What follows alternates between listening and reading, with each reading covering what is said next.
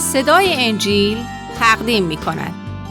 درود بر شنوندگان ارجمند. این صدای انجیل است، تنها صدای راستی و حقیقت که از ازل بوده و تا ابد خواهد بود. برنامه‌های ما همه روزه و در همین ساعت از رادیو روی امواج کوتاه پخش می شود. شما می توانید از طریق شبکه‌های اجتماعی فیسبوک، گوگل پلاس و یوتیوب با تایپ فارسی رادیو صدای انجیل با ما در تماس باشید. آدرس ایمیل ما از این قرار است: radioenjil@gmail.com.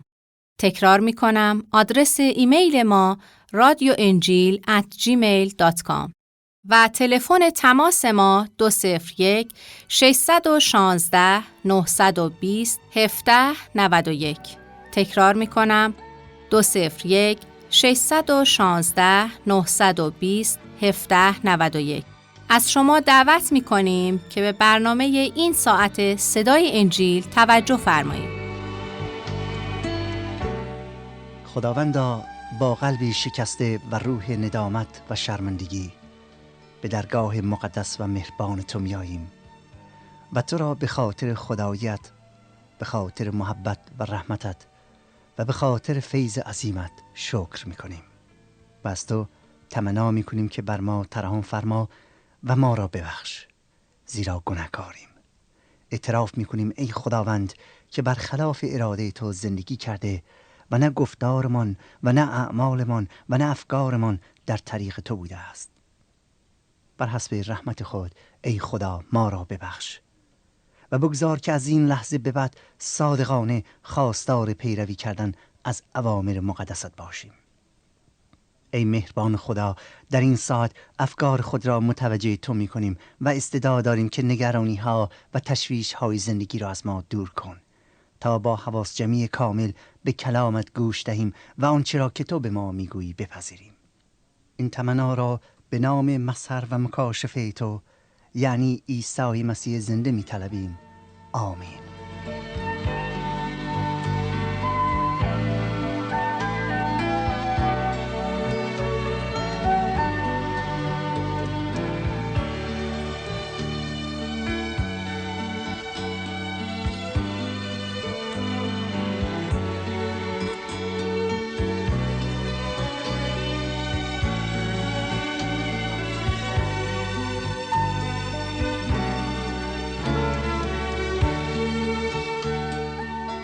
عیسی مسیح می‌فرماید: من آمدم تا گناهکاران را بجویم و نجات بخشم.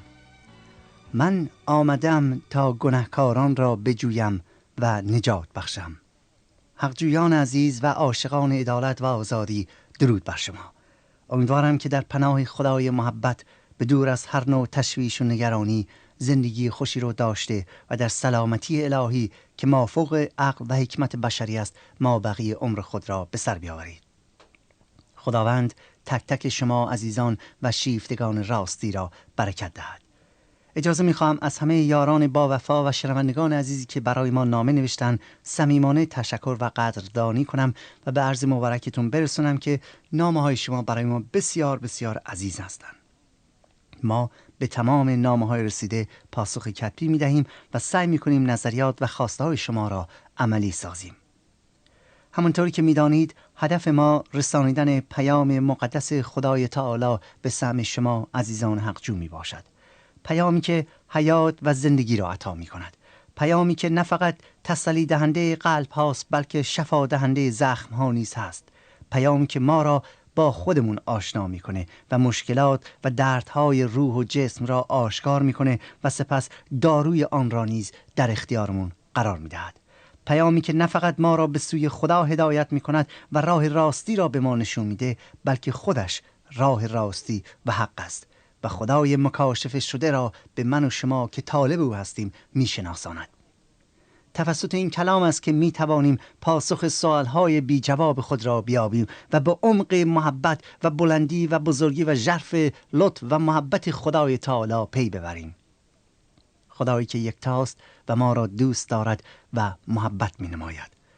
و برای این منظور ما آیه به آیه و فصل به فصل از کتاب مقدس انجیل براتون میخونیم تا شما را که به خاطر محدودیت‌های اجتماعی و اقتصادی و سیاسی و مذهبی از تحقیق کردن و آزادی بیان و مطالعه و آزادی بیان و فکر محروم هستید و کتاب مقدس را در اختیار ندارید و نمیتوانید آن را تهیه کنید، از تعلیمات راستی خدا آگاه سازیم و راه حیات را به شما اعلام نمایید تا شما نیز با شنیدن کلام و ایمان آوردن به آن در فیض الهی و نجات آسمانی شریک شوید. زیرا ایمان از شنیدن است و شنیدن از کلام خدا. در برنامه این ساعت ابتدا به 5 آیه آخر فصل 3 از انجیل متی توجه می‌کنیم و سپس تا آنجا که وقت باشه از فصل 4 آیات را نیز می‌خوانیم و پیرامون آنان به تفکر و تعمق می‌پردازیم. بنابراین از شما دعوت می‌کنم که اگر کتاب مقدس انجیل رو در اختیار دارید، لطفاً آن را به فصل 3 انجیل مقدس متی بگشایید تا کلام را با هم بخوانیم. اگر کلام خدا رو ندارید منتها مایل به دریافت آن هستید، ما از شما دعوت میکنیم که حتما با ما مکاتبه کنید تا تقدیم حضورتون کنیم. این برنامه را از صدای انجیل میشنوید. یحیای تعمید دهنده که پیشرو عیسی مسیح بود و مردم را برای آماده کردن ظهور عیسی دعوت به توبه مینمود، در کنار رود اردن پیام خود را به سمع مردم یهودیه و نواحی اردن میرساند. از آیه 11 اینطور در مورد آمدن عیسی مسیح یحیی پیشگویی می‌کند. می‌فرماید من شما را به آب به جهت توبه تعمید می‌دهم، لکن او که بعد از من می‌آید از من تواناتر است که لایق برداشتن نعلین او نیستم. او شما را به روح القدس و آتش تعمید خواهد داد. او قربال خود را در دست دارد و خرمن خود را نیکو پاک کرده گندم خیش را در انبار ذخیره خواهد نمود، ولی کاه را در آتشی که خاموش نمیپذیرد خواهد سوزانید. یحیای تعمید دهنده به بزرگی و مقام و کار عیسی و علت ظهورش واقف بود. او میدانست که خداوند عیسی را میفرستد تا نه فقط مردم را از گناهان پاک کند بلکه داوری نیز بنماید. خدای تعالی داوری را به دست عیسی مسیح سپرده است. میفرماید مقام این داور عظیم آنقدر بزرگ است که حتی لیاقت برداشتن کفش او و در جلو پایش قرار دادن را ندارم. این شهادت یحیای تعمید دهنده در مورد عیسی مسیح است. یحیی میدانست که مسیح با سایر انبیا و پیغمبران فرق داره. او نجات دهنده بشر است. او مکاشفه خداست، نجات دهنده بشر و رهاننده انسانها و داور عالمیان است. برای همین بود که مردم را آماده ظهور عیسی مسیح می‌کرد. وقتی که یحیی پیام را به سمع مردم میرساند، متوجه می‌شود که عیسی مسیح به طرف او می‌آید. گوش کنید به کلام خدا. آنگاه عیسی از جلیل به اردن نزد یحیی آمد تا از او تعمید بگیرد. اما یحیی او را منع نموده گفت من احتیاج دارم که از تو تعمید یابم و تو نزد من میایی؟ عیسی در جواب وی گفت الان بگذار، زیرا که ما را همچنین مناسب است تا تمام عدالت را به کمال برسانیم. پس او را واگذاشت. اما عیسی چون تعمید یافت فوراً از آب برآمد که در ساعت آسمان بر وی گشاده شد و روح خدا را دید که مثل کبوتری نزول کرده بر وی می آید. وانگاه خطابی از آسمان در رسید که این است پسر حبیب من که از او خوشنودم. دوستان عزیز، در این آیات عیسی مسیح را می‌بینیم که به سوی یحیای تعمید دهنده می‌آید و از او غسل تعمید می‌گیرد. بدون شک بلافاصله این سوال در مغزمون پیش میاد که چرا عیسی مسیح که مقامی بس بزرگ داشت، عیسی مسیح که نجات دهنده و مکاشفه خداوند است، چرا از یحیای تعمید دهنده غسل می‌گیرد؟ مگر نه اینکه آنانی که تعمید می‌گرفتند در واقع گناهکارانی بودند که از گناهانشون دست می‌کشیدند و توبه می‌کردند؟ وگر نه اینکه یحیی در مورد او شهادت داد که او آنقدر بزرگ است که حتی لیاقت این رو نداره که بره کفششو در جلو پای او بگذارد؟ اگر مسیح در واقع اینقدر بزرگ بود، اگر یحیی واقعا می‌دانست که مسیح کی است، چرا او را تعمید می‌دهد؟ سوالی است بسیار بجا و مهم. ولی قبل از اینکه این سوال را جواب بدهم، اجازه بدهید به زبان ساده‌تر آیات را مجددا براتون بخونم، زیرا پاسخ در خود آیه ها آمده است.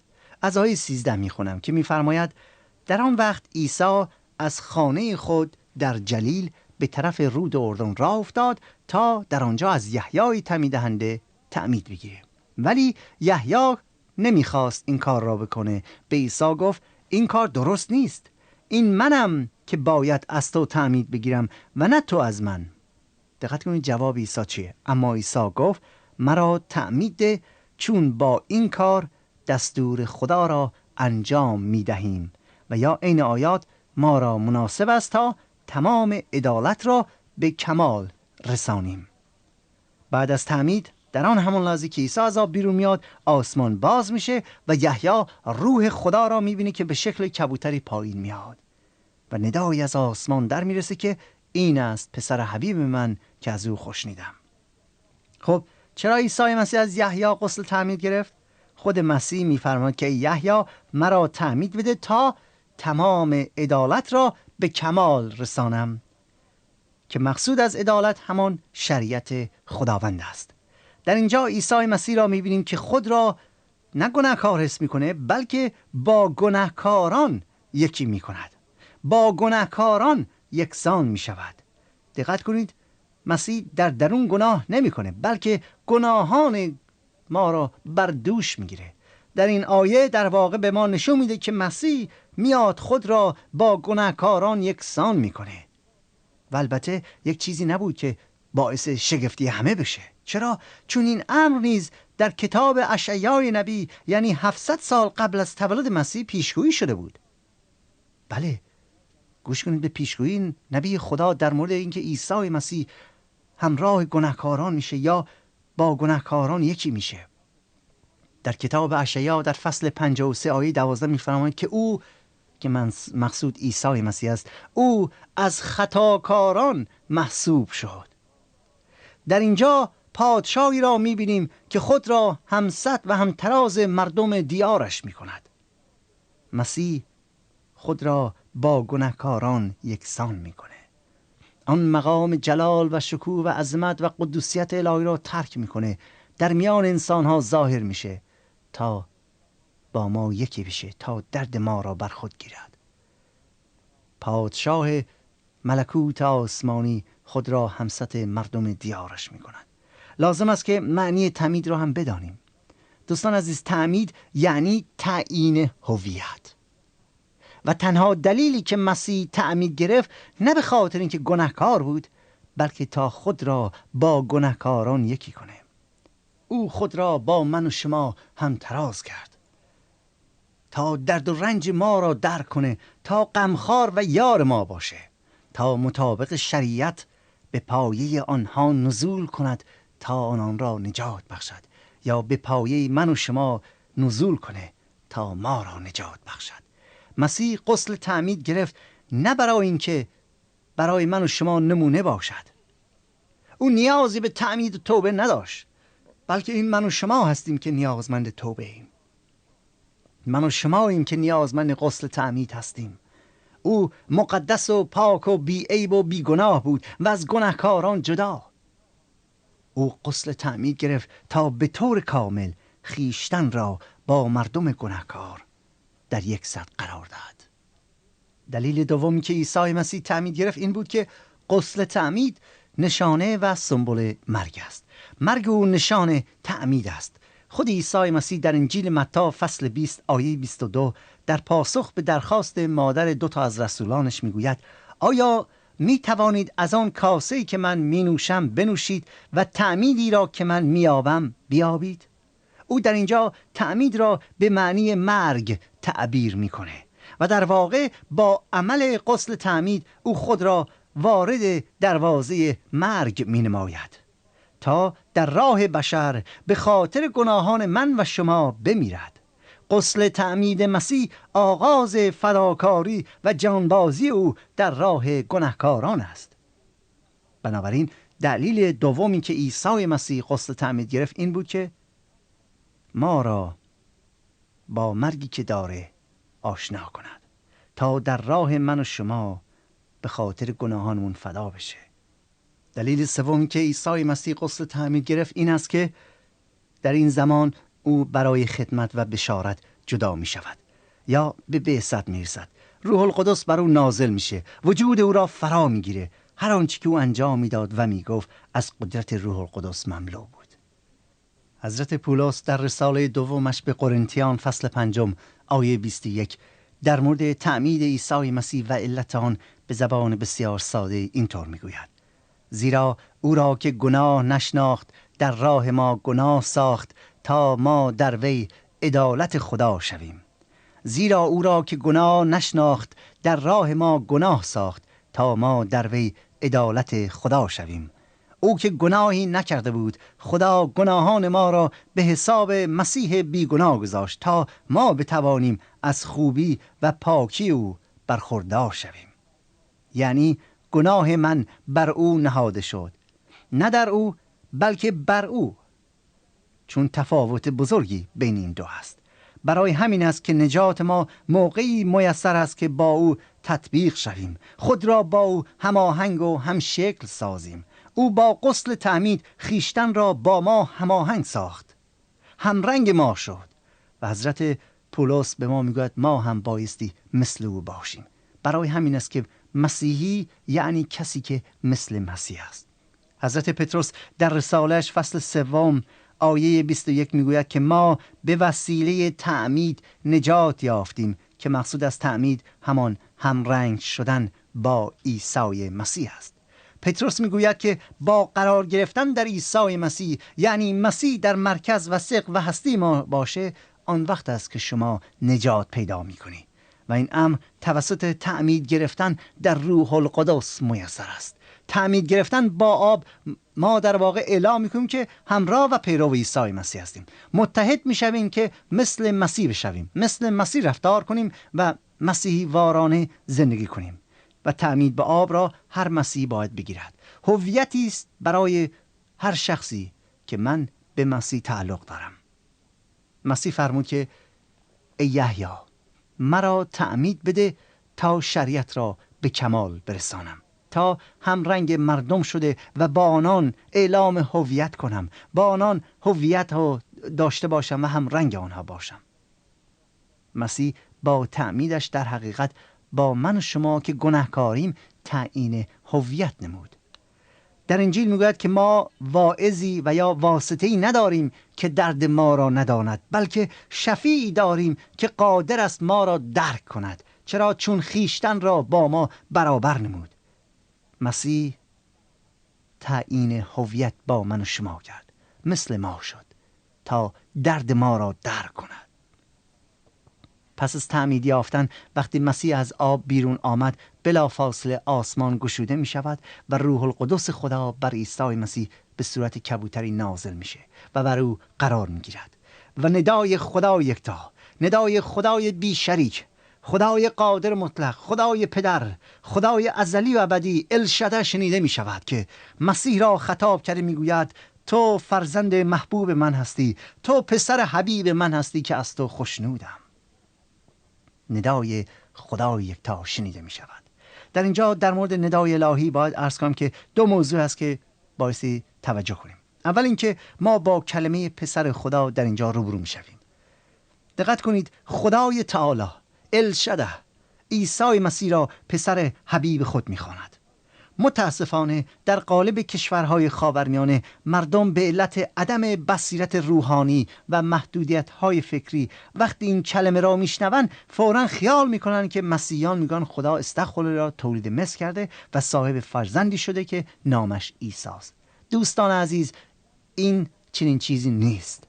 درک عالم معنویت نیازمند بینش و بصیرت معنوی است. ما مسیحیان به خدای یکتا، خدای بی شریک، خدای بی همتا، خدای واحد ایمان مطلق داریم معنی پسر خدا این نیست که استغفرالله خدا با بشر تماس جنسی گرفته و تولید مثل کرده. خیر، این نوع طرز فکر گناهی بس بزرگ و نابخشودنی است و خداوند هر کسی که اینطور عقیده داره رو تنبیه خواهد کرد. خدا جسم نیست و در نتیجه خواسته ها و ارزای جسمانی هم ندارد. مقصود از پسر خدا را باید در عالم معنویت یافت، نه جسم. و در عالم معنویت پسر به معنی شباهت داشتن است، یعنی همانطوری که در عالم جسم پسر از پدر دارد نشان، به همین نحو نیز در عالم معنویت نیز مسیح از خدا دارد نشان. یعنی مسیح از خلق خوی الهی، از سیرت و شخصیت الهی بهره مند بوده. مسیح آینه است که چهره خدای نادیده را که برای مردم مجهول بود منعکس میکنه، نشون میده. همونطوری که فرشته خدا به یوسف یادآور شد که کودک نامش امانوئیل یعنی خدا با ماست خواهد بود. در واقع پسر خدا همان معنی رو میدهد که خدا در مسیح خیشتن را آشکار میکنه. در مسیح ما با سیرت و صفات و شخصیت آسمانی خدا روبرو میشویم. اگر برای بشر زمانی امکان داشته باشد که به خدا نزدیک شود، به آن اندازه قادر است که به خدا نزدیک شود که خدا خودش در مسیح خیشتن را آشکار ساخته. یعنی پسر خدا روحانی است، نه جسمانی. مطلب دوم که در آیه آخر آشکار میشه، 3 شخصیت ازلی خدای تعالی را آشکار میکنه که ما در زبان فارسی به آن میگوییم تثلیث اقدس. برای ما ایرانیان گاه بزرگترین مسئله روحانی همون تثلیث اقدس محسوب میشه. ولی دوستان، در اینجا مسیح را میبینیم که از روح الهی پر میشه و به عنوان نجات دهنده و داور انسانها و فرزند خدا به ما معرفی میشه. بعد روح القدس را میبینیم که به صورت کبوتری بر مسیح نازل میشه که شخصیت دوم از تثلیث اقدس محسوب میشه. و سوم، ندای خدا یکتا، خدای قادر مطلق را میشنویم که سخن از شخصیت دیگر خدا را میکنه، یا شخصیت سوم تثلیث. باز یادآور میشم دوستان عزیز که امور الهی را، مخصوصا موضوع تثلیث اقدس رو، بایستی توسط روح خدا، بایستی توسط روح القدس درک کرد، با بینش و بصیرت معنوی. در غیر این صورت هرگز قادر نخواهیم بود که به ذات اقدس خدای تعالی پی ببریم. مقصود از تثلیث اقدس این نیست که ما به 3 خدای جداگانه و یا 3 خدای ناقص که از هم جدا هستن ولی وقتی با هم هستن کامل هستن ایمان داریم. خیر، ای عزیزان من، باز تکرار میکنم، مسیحیت بر اساس این آیه بنا شده که میفرماید بشنو، خدای ما خدای واحد است، خدای ازلی و ابدی، خدایی که نه ابتدایی داشته و نه انتهایی دارد، خدای بی شریک، خدای بی نیاز، الشده، خدای قادر مطلق. دوستان، تثلیث اقدس به معنی مکاشفه خدای تعالی به بشر است. اسرار الهی را خدا در تثلیث اقدس بر ما آشکار کرده، چیزهایی را که چشمی ندیده و هیچ گوشی نشنیده و هیچ وقت در فکر کسی خطور نکرده، خدای تعالی در عالم معنویت آن را بر ما آشکار ساخته است در تثلیث اقدس.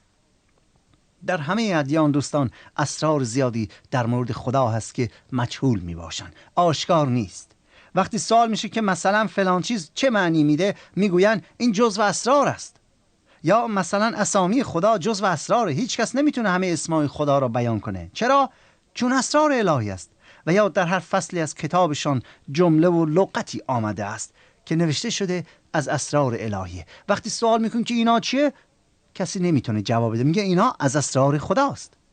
خیلی چیزا هست که بشر نمیتواند در مورد خدا بدونه یا درک کنه. دوستان، تنها طریقی که امکان دارد که این اسرارهای الهی آشکار بشه و اون وقت ما هم آن را درک کنیم، اینه که خود خدای تعالی، خود خدا و نه انسان، خود خدا آن را بر ما مکشوف بگرداند. در غیر این صورت برای بشر هرگز امکان ندارد چیزی در مورد خدا بداند یا کشف کند، مگر آنچه که خدا خودش به طریقی بر ما انسانها آشکار کرده باشد. و دوستان عزیز، آنچه که خدا برای ما کشف می کند، آنچه که او آشکار می سازد، بسیار عالی و عجیب و مافوق عقل انسانی ماست. دقت کنید، آنچه که خدا بر ما آشکار میکنه مافوق عقل انسانی ماست، چون اگر بالاتر از عقل ما نبود خودمون اون رو کشف میکردیم، ولی هر چی که از خداست بالاتر و بزرگتر از عقل بشری ماست. و تثلیث اقدس مکاشفه است از خدا درباره شخصیت و ذات اقدس خودش و نه درباره انسان یا خلقت او. دقت کنید، باز میگویم، تثلیث اقدس مکاشفه است از خدای تعالی درباره شخصیت و ذات اقدس خودش و نه درباره انسان یا خلقت او. مکاشفه‌ای که در طول مطالعه انجیل در زندگی و رفتار و کردار و تعلیمات مسیح آشکار گردیده. هر صفحه‌ای که از زندگی مسیح را مطالعه کنیم این لطف الهی را می‌بینیم. مکاشفه خدا را می‌بینیم که هر صفحه بیشتر و بیشتر آن را بر ما مکشوف می‌کند.